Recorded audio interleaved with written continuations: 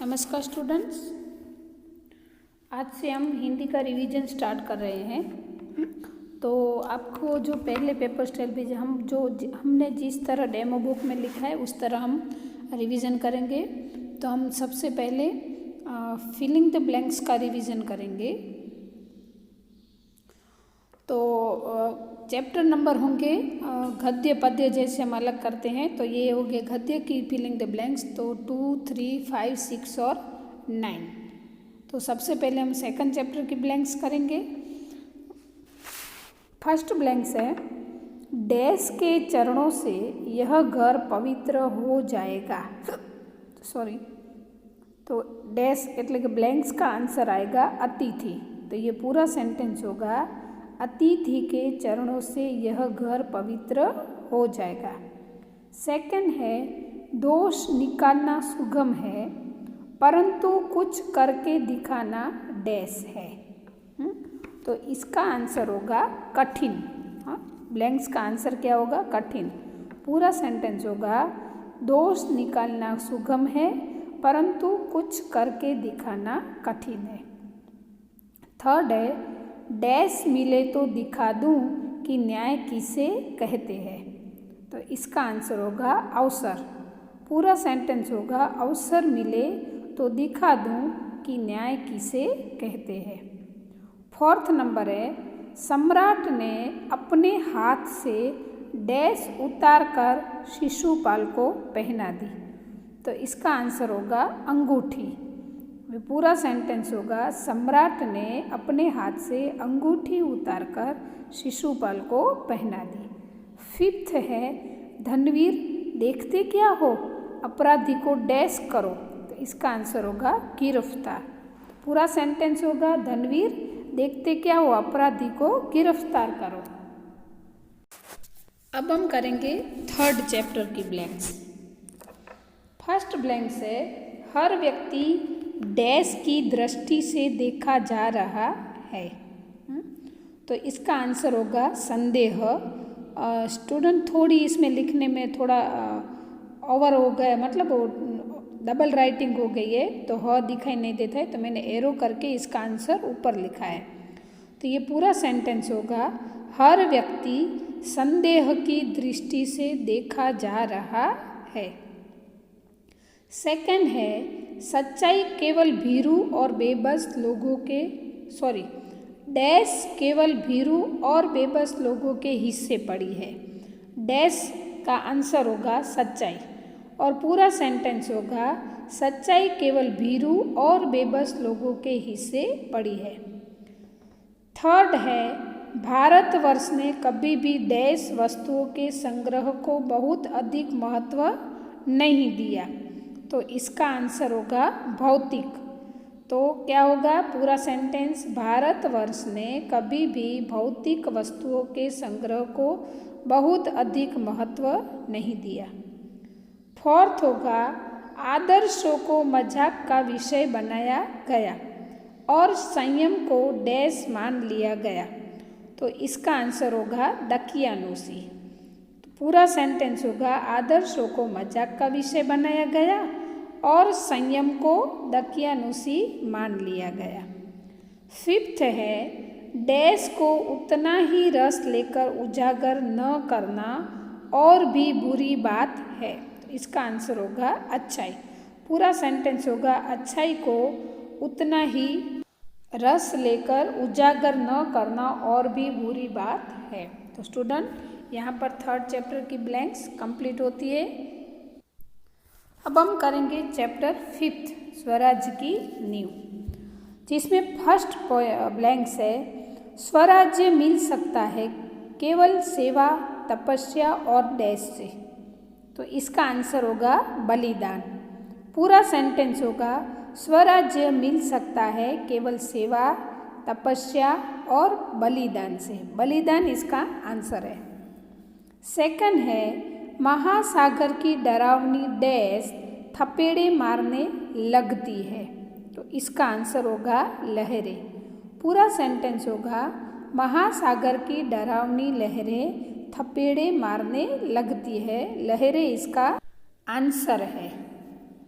Third है, कौन कहता है कि हम विलासिता में हम डैश में डूब गए हैं? क्या है इसकी थर्ड है, कौन कहता है कि हम डैश में डूब गए हैं? तो इसका आंसर होगा विलासिता।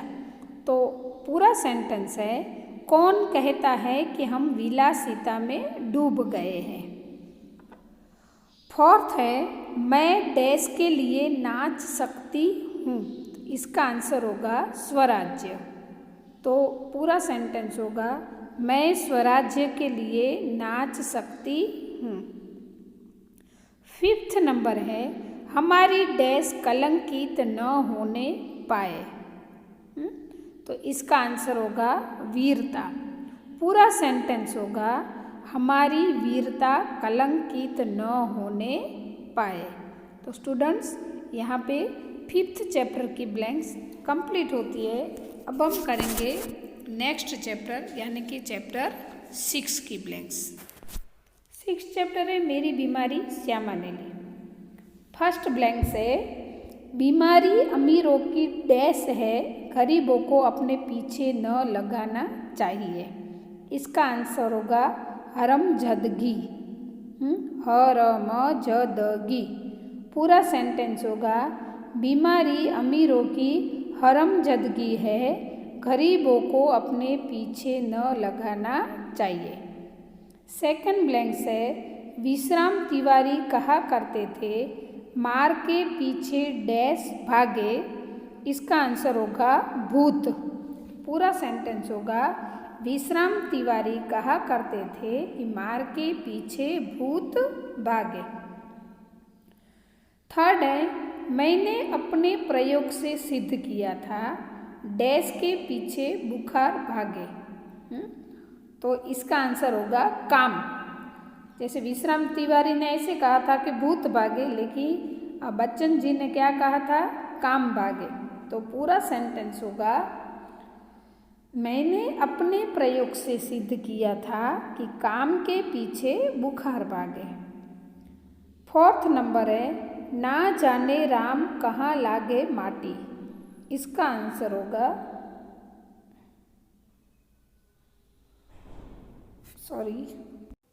इसका आंसर होगा राम होगा। नीचे अंडरलाइन नहीं की है, लेकिन फिर भी आपको बता देती हूँ, इस ब्लैंक्स का आंसर राम होगा। ना जाने डैश कहाँ लागे माटी यानी कि राम। फिफ्थ नंबर है, मुझे जीवन में डैश से ही बल मिलता है। तो इसका आंसर होगा चुनौती। तो पूरा सेंटेंस होगा, मुझे जीवन में चुनौती से ही बल मिलता है। सिक्स्थ नंबर है, राह पकड़ तू एक चलाचल पा जाएगा मधु डैश।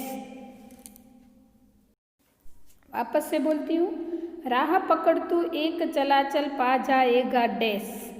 तो इसका आंसर होगा मधुशाला।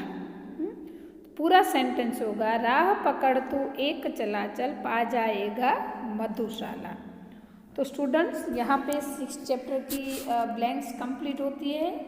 अब हम करेंगे डायरेक्ट 9th चैप्टर की ब्लैंक्स। क्योंकि 7th है वो अब पोयम है और 8 चैप्टर कट हुआ है, इसलिए। फर्स्ट ब्लैंक्स है 9th चैप्टर है निर्भय बनो। इसकी फर्स्ट ब्लैंक्स है, प्रियोदा डैश के लिए मुठिया वसूलता था। इसका आंसर होगा सन्यासी आश्रम।